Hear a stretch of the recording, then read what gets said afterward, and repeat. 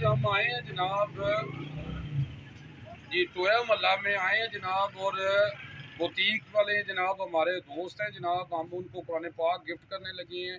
कुरान पाक एक ऐसी किताब है जनाब जो अल्लाह के पास महफूज है और हमें ये फ़िरक़ों से दूर करती है, और जनाब ये पढ़ने से हमारे दिल साफ़ होते हैं और हमारी मोहब्बतें बढ़ती हैं।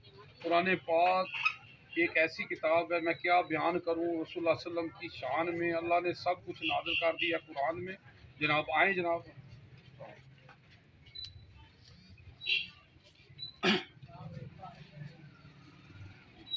जी अस्सलाम वालेकुम जी। अल्लाहुम्मा सल्ली अला मोहम्मद व आले मोहम्मद जी।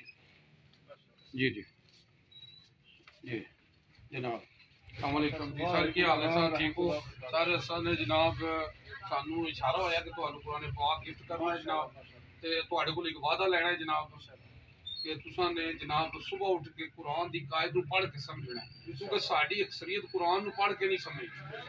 ते जनाब साडी एक कोशिश है, अल्लाह साडी कोशिश नू कबूल कर ले, अल्लाह इहदे च कोई दिखावा ना होवे। हां जी, अल्लाह सानू कुरान पाक पढ़न दी और समझण दी तौफीक दे, और सानू आपस विच प्यार मोहब्बत दे, सानू फिरकियां तो दूर रखा जाए। ते साडी ये कोशिश है जनाब। ते जनाब तुसीं साडे नाल वादा करदे हो जनाब।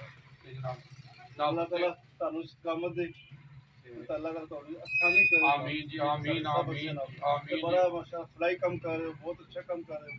अल्लाह कबूल करे। आमीन जी आमीन। अल्लाह तुहानू भी जनाब लै जाए जनाब बैतुल्लाह मस्जिद नबी दी ज़ियारत कराए जी, साडी दुआ है।